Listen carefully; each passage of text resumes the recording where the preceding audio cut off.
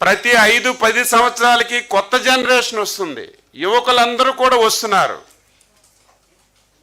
కొంతమందికే జగన్మోహన్ రెడ్డి యొక్క క్రూరత్వం తెలుసు, రాజశేఖర్ రెడ్డి చేసిన అరాచకాలు తెలుసు, వాళ్ళ చేసినటువంటి తాత చేసినటువంటి దమనకాండ చాలామందికి తెలియదు. ఈరోజు ఆయన మాట్లాడి దాని మీద చర్చకి తీసుకురావడం ఒక శుభ పరిణామం. ఈ సందర్భంగా చర్చ వస్తే వాళ్ళ కుటుంబ నేపథ్యం ఏంటి, వాళ్ళ కుటుంబం ఏ విధంగా పులివెందుల్లో కానీ కడపలో కానీ ఈ రాష్ట్రంలో కానీ ఏ విధంగా దమనకాండ చేశారో ఒక్కసారి ఫ్రెష్గా మనం చెప్పుకోవడానికి ఒక అవకాశం వచ్చిందని చెప్పి తెలియజేస్తున్నాను. రాజారెడ్డిని చంపేశారు. చంపిన వాళ్ళని నేనేమీ చేయలేదు, ఇదే బెస్ట్ ఎగ్జాంపుల్, నేను మంచివాడినని చెప్పానని మాట్లాడాడు. వెంటనే బాధితుడు పార్థసారథి రెడ్డి ఒక సమావేశం పెట్టాడు. జగన్మోహన్ రెడ్డి గారు ఆ రోజు మీ తాత మీ తండ్రి గారు మీ తాత హత్యలో ఉన్నటువంటి వాళ్ళని ఎవరిని మిగల్చలేదు, అందరినీ వేసేశారు, ఆస్తులు ధ్వంసం చేశారు, బుల్డోజర్లు పెట్టి ఇళ్ళన్నీ కూడా కూల్చేశారు. మిగిలింది ఒక పార్థసారథి రెడ్డి, అది కూడా కర్ర పెట్టుకొని ఊత పెట్టుకొని నడుస్తున్నాడు. అది తెలిసి మాట్లాడావా తెలియక మాట్లాడావా నాకు అర్థం కాదు. మొత్తం ఆ రోజు జరిగిన పరిణామాల్లో ఇన్వాల్వ్ అయిన ప్రతి ఒక్కరిని ఆ రోజు నువ్వు హతమార్చిన విషయం ఈ సందర్భంగా గుర్తు చేస్తున్నాను.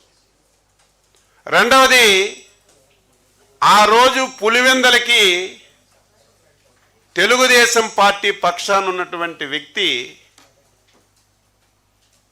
ఆ రోజు ఇందులో ఒక బాధ్యుడని నువ్వే చెప్పావు, నేను చెప్పలేదు. ఆ బాధ్యుడు ఈరోజు నీ పార్టీలో ప్రముఖంగా ప్రధాన కార్యదర్శిగా బాధ్యతలు నిర్వహించి నీ పక్కనే ఉన్న విషయాన్ని కూడా నువ్వు గుర్తు పెట్టుకోకుండా ఈ విధంగా చంద్రబాబు నాయుడు అనే కారణం అని చెప్పి మాట్లాడడం చాలా దారుణం అని చెప్పి తెలియజేస్తున్నాను. రెండవది, చంద్రబాబు నాయుడు గారు అపోజిషన్ లీడర్గా ఉమ్మడి ఆంధ్రప్రదేశ్ రాష్ట్రంలో శాసనసభలో ప్రసంగం చేశారు. 4 రోజుల తర్వాత రాజశేఖర్ రెడ్డి గారు నువ్వు అసెంబ్లీకి రావు అని చెప్పి చంద్రబాబు నాయుడు గారు ప్రసంగం చేసిన తర్వాత 4 రోజులకే హెలికాప్టర్ కూల్ చనిపోయింది.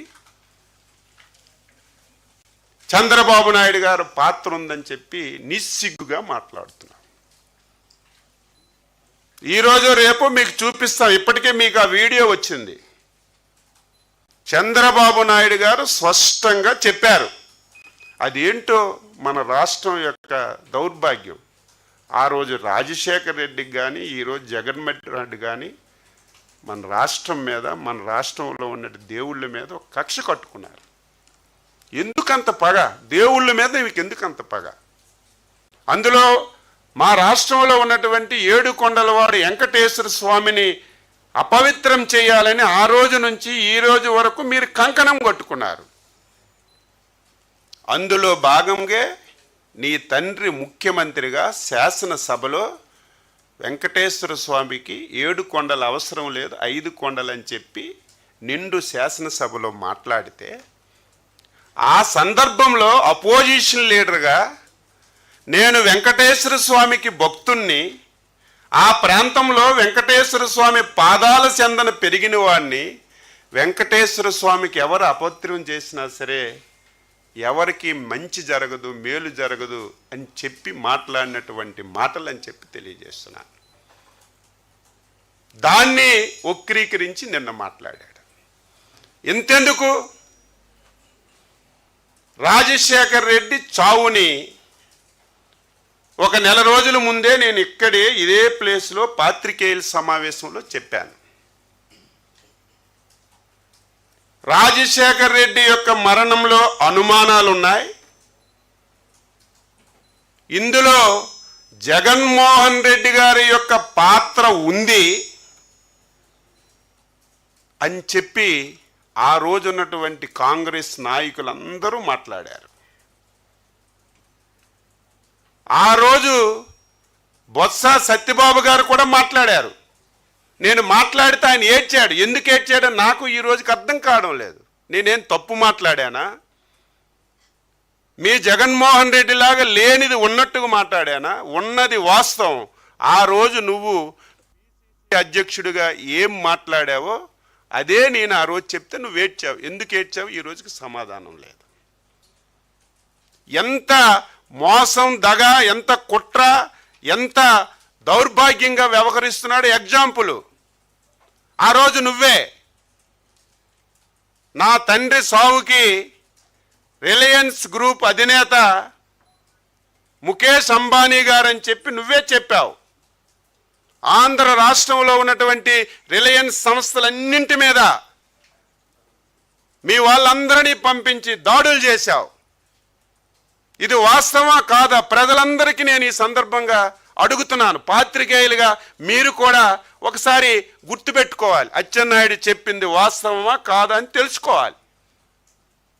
నువ్వే రిలయన్స్ వాళ్ళ పాత్ర ఉందని చెప్పి దాడులు చేయించి, నానా యాతన చేయించి, నువ్వు అధికారంలోకి వచ్చిన తర్వాత రిలయన్స్ వాళ్ళని మంచిగా చేసుకొని వాళ్ళు చెప్పిన వాళ్ళకి రాజ్యసభ సీట్ ఇచ్చావా లేదని చెప్పి నేను అడుగుతున్నాను.